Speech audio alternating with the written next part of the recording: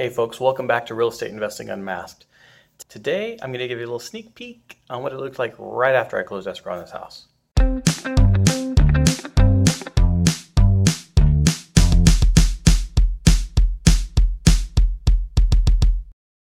So let me tell you, right after I bought the house, well, about the day before I closed escrow, someone decided they were going to get a little artistic.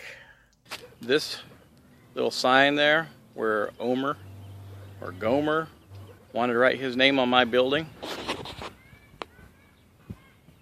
Yeah, that's not going to last very long. That's been coming down today. So around my house, there was other houses that were boarded up. In the windows, there were signs that said the place had been winterized. It's right there on the front door saying, this place is winterized. No one lives here.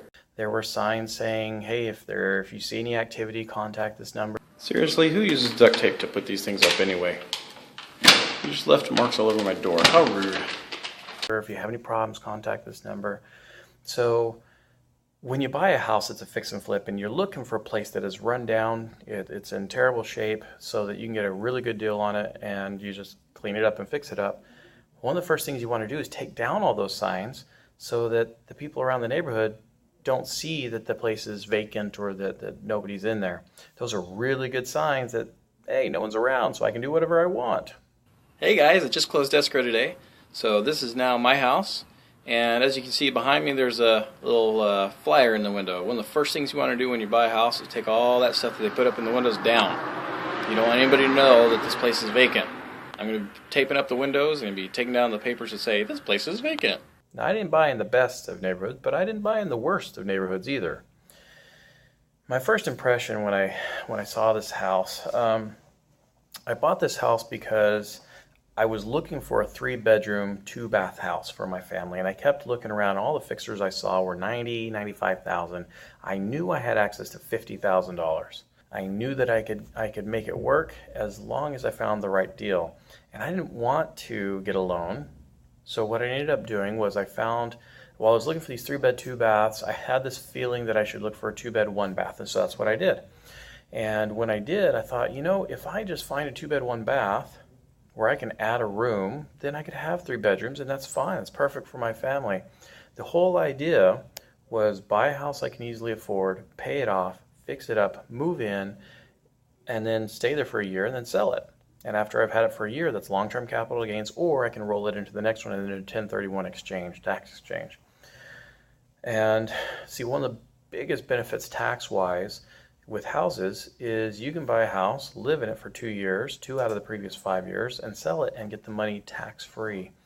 So the layout of this house, I wasn't quite sure I was going to do YouTube videos on this when I first bought the house. I was very new to YouTube, and I had just come up with the idea that maybe I'd start shooting some stuff for YouTube on this. So what I decided to do was go ahead and do a series for you guys on this house. So at the very beginning, I don't have all of the stuff before I started knocking down walls and started changing things.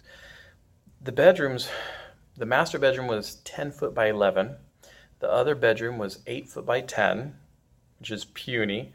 The door was only about 24 inches or so to be able to get in to the kids' bedroom.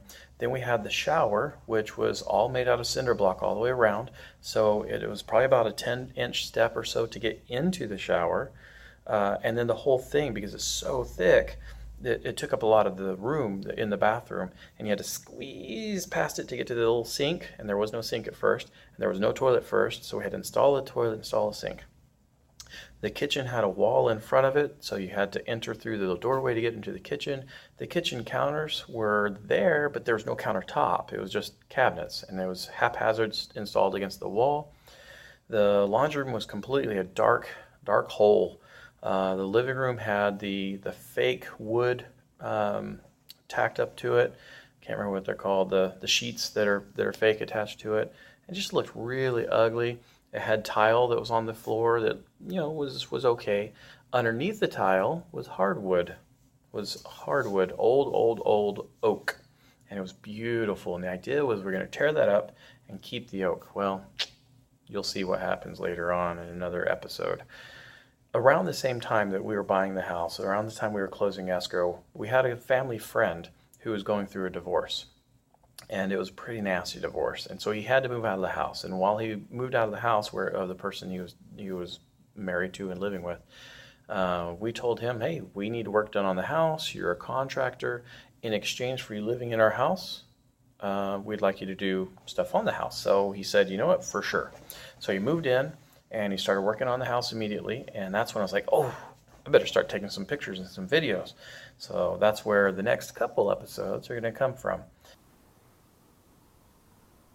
Just wait until you see what we did. If you like the video, give me a thumbs up and then subscribe, because I've got a lot more of these coming.